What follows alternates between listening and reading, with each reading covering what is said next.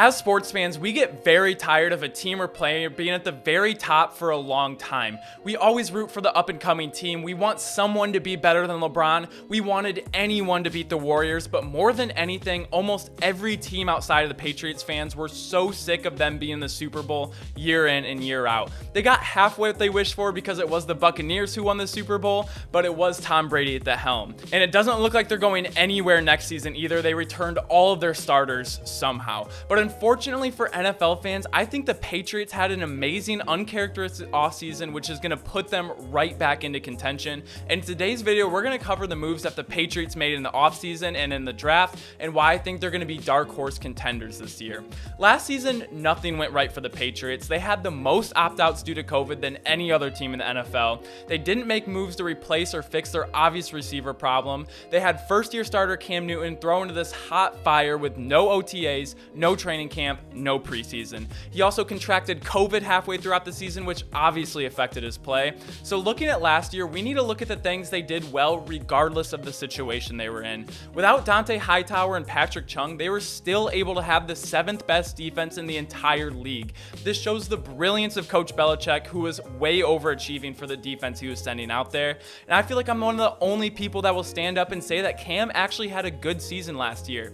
He gave their offense a lot more potential because of his ability to avoid sacks, get multiple third down and short conversions, and make huge plays at the goal line. And if we look, he rushed for the most first downs than any other quarterback in the league. He had the most rushing touchdowns than any quarterback in the league. A lot of his poor play and interceptions came from him forcing the issue when there was absolutely nobody open, which is not what we're used to seeing out of the Patriots offense. He didn't play perfect, don't get me wrong, but the situation was far from perfect. And I can speak personally, after giving COVID, you really don't feel 100% for weeks on end. And he has a full season now with this offense, and add another full year of training and not rehabbing an injury, I think Cam should be the starter for this next year.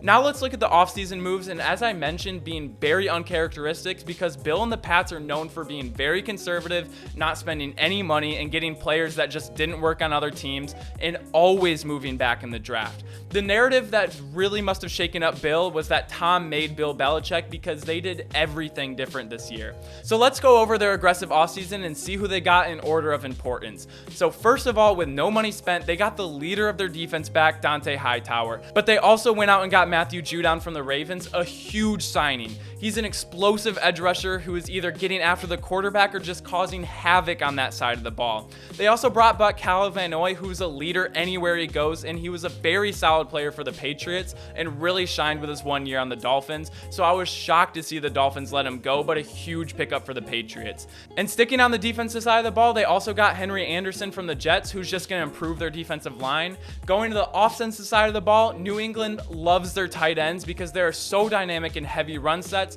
but they can also go out for passes and the famous tight end screens that the Patriots love to run.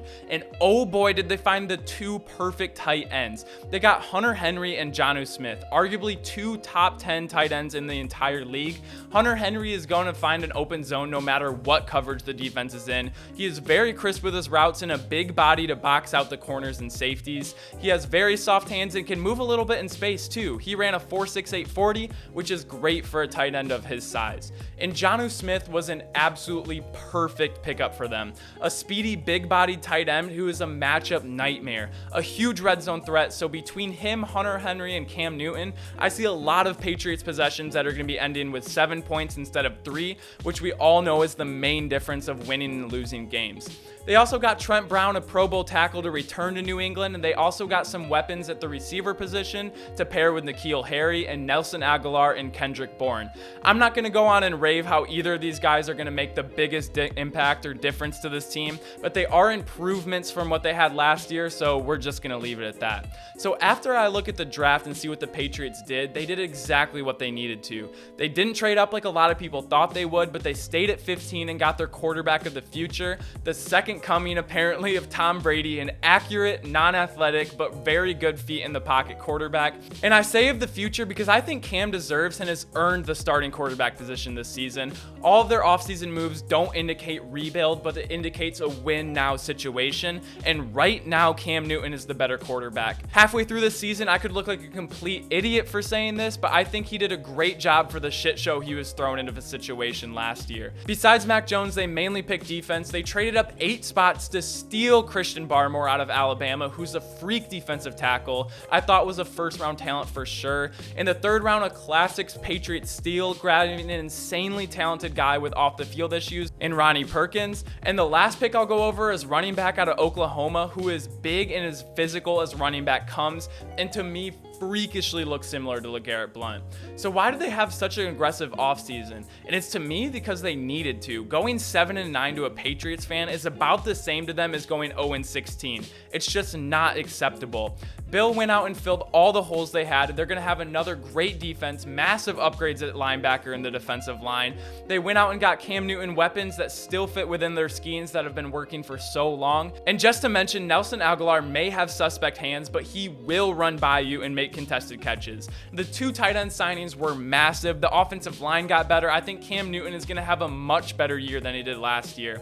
I saw what he did with nothing, so it makes me very excited to see what he can do with a year of experience, healthy, and with more weapons. We'll see where Mac Jones fits in the situation, if he sees the field at all this year or not, but I think they're going to wait a year because he still needs to be ready for championship win now football, because I think the weapons he had at college maybe even be better than what he's going to have in the NFL. So NFL fans, I'm sorry, but I think the Patriots are back. But let me know what you guys think. Make sure to comment down below what your favorite move was that the Patriots made. Make sure to like if you like videos like these, and make sure to subscribe if you enjoy daily sports content. I really appreciate all you guys' support recently. It helps out so much. I have been making more football videos, and you guys seem to really like them, so let me know if you want to see. Comment down below what video you want me to do next, and as always, I will see you tomorrow. Peace!